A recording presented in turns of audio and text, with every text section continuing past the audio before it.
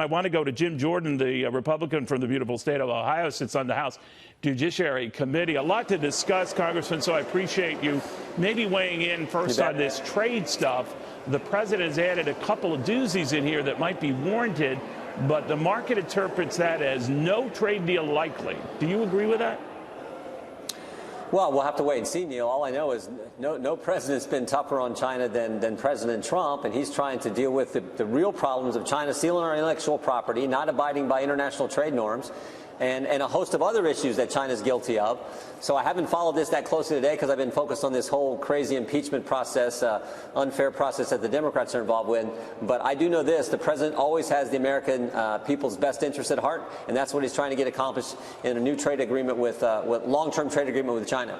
You know, there's this other news that Gordon Sondland, who was supposed to testify today on Capitol Hill, of course, our former ambassador to the EU, president ambassador, I should say, and it was shelved at the last second. Do you know, or where does this stand now?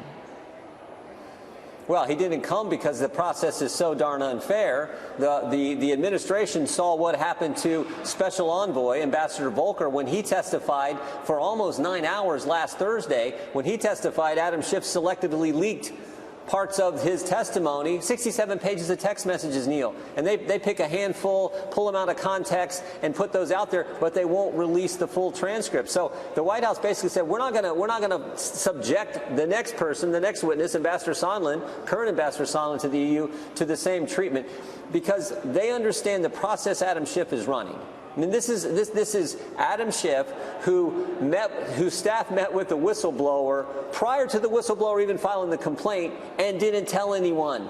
Same Adam Schiff whose staff met with Michael Cohen, the first big hearing the Democrats had this Congress, met with Michael Cohen, his staff met with Michael Cohen for 10 hours before he testified when we kicked off this Congress. So I think that's what the administration sees, and frankly, I don't blame them.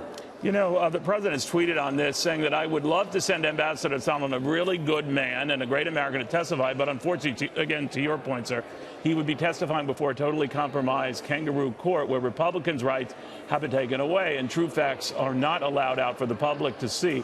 Importantly, Ambassador Sondland's tweet, which few reports, stated, I believe you are incorrect about President Trump's intentions. The president has been crystal clear, no quid pro quos of any kind that says it all. Now, of course, he's referring to back and forth at the time with Kurt Volker, right? And that seems to maybe be the source of a lot of the president's agita with this. The process seems stacked one way, that the Democrats seem to think that it's going their way, that they have the votes. They're not holding a general vote to start a formal inquiry. Where do you think that part stands? Well, yeah, and if they would release the transcript from Ambassador Volker's testimony and interview last week, you would see that Ambassador Volker backs up exactly what you just said. There was no quid pro quo. There was no linkage between security assistance dollars and any meeting at the White House with President Zelensky and President Trump, or any meeting in the United States with President Zelensky or President Trump, and certainly no linkage between security assistance dollars and any type of investigation. Ambassador Volker was clear on that. Ambassador Sondland said the same thing in the text message, but that's not the one the Democrats wanted people to see out there. So that's what's unfair about this process, and why the administration said we're not going to have Ambassador Sondland come today. Think about what they're trying to do, Neil. The Democrats are trying to impeach the President of the United States 13 months before an election based on an anonymous whistleblower with no firsthand knowledge and who has a bias against the president. And it's being run by Adam Schiff and the Speaker of the House, who said we need to strike while the iron's hot. So they don't want the facts and the truth, as evidenced by the fact that they're not releasing the transcript. That's the process, and the White House says, if that's the process, we're not subjecting any more of our State Department personnel to that faulty process and this unfair process that Mr. Schiff is undergoing. So if they formally vote to have an impeachment inquiry, the next step being then coordinating all of these subpoenas and everything else, would that satisfy you or give grounds for them to pursue and subpoena not only documents but individuals, including the ambassador, to testify on Capitol Hill? Well, we don't know what the Democrats will do. If they have a vote to do a formal impeachment inquiry, historically, precedent is such that, yes, then everyone gets the right. The minority party gets rights. Certainly the White House gets rights. The president gets rights that aren't there now. But we don't know. Maybe they would have a formal vote to move forward with a formal impeachment inquiry. But is and it your understanding, Congressman, is it your understanding that once an inquiry is voted on, if they go that route, and you're right, in the last two occasions with Richard Nixon and Bill Clinton, that's how it all started. With Johnson back in 1868, it was a different beast, different time. But do you think that then would allow them to force the issue to go ahead and subpoena anyone they want to testify? It may, but frankly, Neil, these guys are making it up as they go along.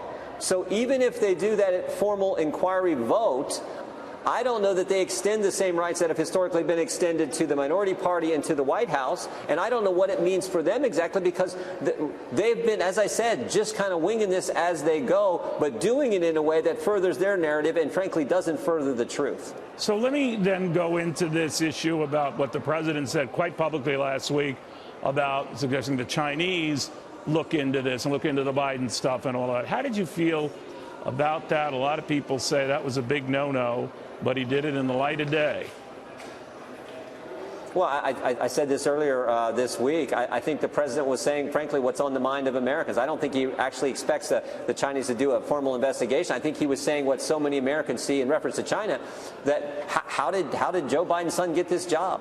How did this all happen? What's going on there?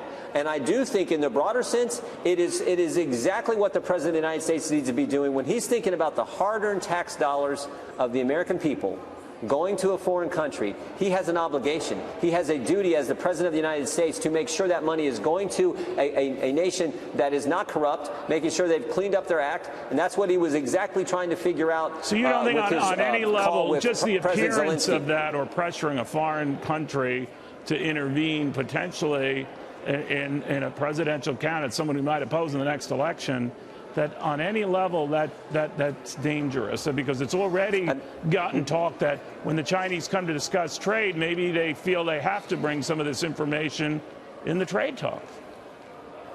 Neil, I think the president is focused on corruption, and I think he's focused on how the American tax dollars are going to be spent to further the interest of the United States, and in the case of Ukraine, to help Ukraine deal with the Russian aggression that is happening on their border. So I think that's what he's focused on. I think that's what the American people expect from the commander-in-chief, expect from the president when it's about their tax dollars and when it's about a corruption issue. Congressman, thank you very much for taking the time. Sorry to throw the market stuff at you in the beginning, but I like following markets, Congressman. No problem. Yeah, never a problem. I understand. Thank you very, very much.